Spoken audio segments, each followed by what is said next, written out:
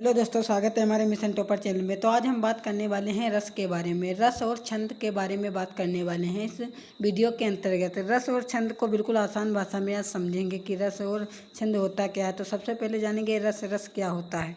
रस को बिल्कुल आसान भाषा में हम जानेंगे। तो रस क्या होता है। रस बेटा एक इम्पोर्टेंट टॉपिक है जो यूपी बोर्ड कक्षा 10 में आता है। तो समझिए रस क्या है। काव्य साहित्य को पढ़ने, सुनने या देखने से हमारे मन में जो आनंद या भाव की अनुभूति होती है तो उसे रस कहते हैं। यानी जो चीज़ सुनने या देखने से हमारे मन में जो आनंद प्राप्त होता है उसी को हम रस कहते हैं। सरल शब्दों में क्या समझेंगे, कविता कहानी को पढ़कर हमारे मन में जो विशेष भाव उत्पन्न होता है उसी को हम रस कहते हैं। समझ में आ गया होगा। तो आगे बात करते हैं रस के प्रमुख अंग। रस के प्रमुख अंग कौन कौन से हैं। स्थायी भाव, विभाव, अनुभाव, संचारी भाव। इन चारों के संयोग से रस की निष्पत्ति होती है। क्या होती है। इन चारों के संयोग से रस की निष्पत्ति होती है। चलिए आगे बात करते हैं। हास्य रस। कक्षा 10 यूपी बोर्ड के हिसाब से आपको 2 ही रस पढ़ने हैं, हास्य रस, करुण रस। हास्य रस क्या होता है। जहाँ हंसी या मनोरंजन का भाव उत्पन्न हो वहाँ हास्य रस होता है। इसका स्थायी भाव हास होता है। क्या होता है। हास होता है। ये बोर्ड एग्जाम MCQ में पूछा जा सकता है। करुण रस देखिए, करुण रस क्या है। जहाँ दुख, सुख या पीड़ा का भाव हो वहाँ करुण रस होते हैं। जहाँ दुख की बात करी जाए, जिसमें उदाहरण में शोक का अनुभव हो, उसे हम करुण रस कहते हैं। इसका स्थायी भाव शोक हो जाएगा। क्या हो जाएगा। शोक हो जाएगा। तो चलिए आगे बात करते हैं हम अब छंद की। छंद क्या है। तो कक्षा 10 हिंदी व्याकरण में अब छंद के बारे में हम समझेंगे कि छंद क्या है। रस का पूरा टॉपिक कंप्लीट हो गया है। यूपी बोर्ड के हिसाब से, कक्षा 10 के हिसाब से आपको 2 ही छंद वो रस पढ़ने हैं, हास्य रस, करुण रस। तो चलिए अब बात करते हैं छंद। छंद क्या है। अब छंद के बारे में बात करेंगे। तो छंद क्या है।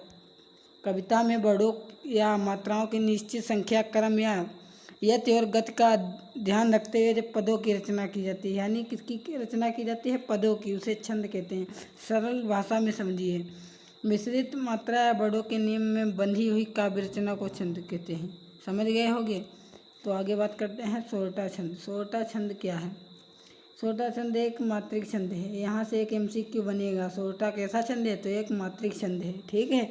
इस दोहे का उल्टा भी कहा जाता है। इसे दोहे का उल्टा भी कहा जाता है क्योंकि इसमें दोहे के विपरीत मात्रा विन्यास होता है।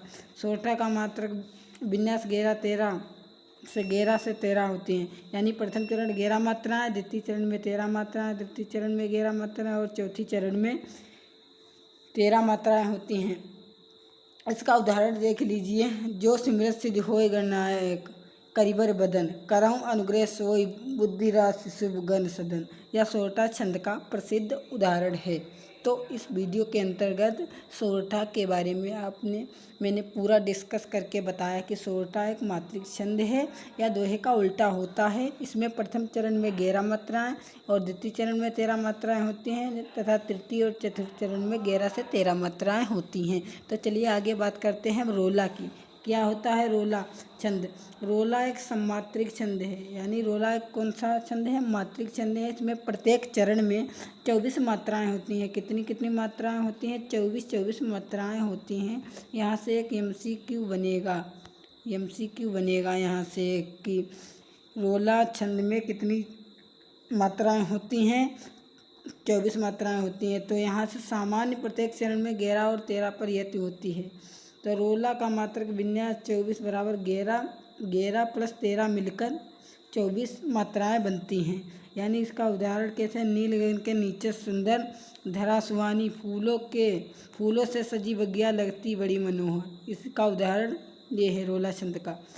तो इस वीडियो के अंतर्गत रस और छंद के बारे में पूरी मैंने डिटेल से आपको बता दिया है। तो आप समझ गए होंगे रोला छंद क्या है। रोला भी एक मात्रिक छंद है। इसके प्रत्येक चरण में कितनी मात्राएँ होती हैं, 24 मात्राएँ होती हैं। और प्रत्येक चरण में 11 और 13 पर क्या होता है, यति लगी होती है, यानी यति होती है।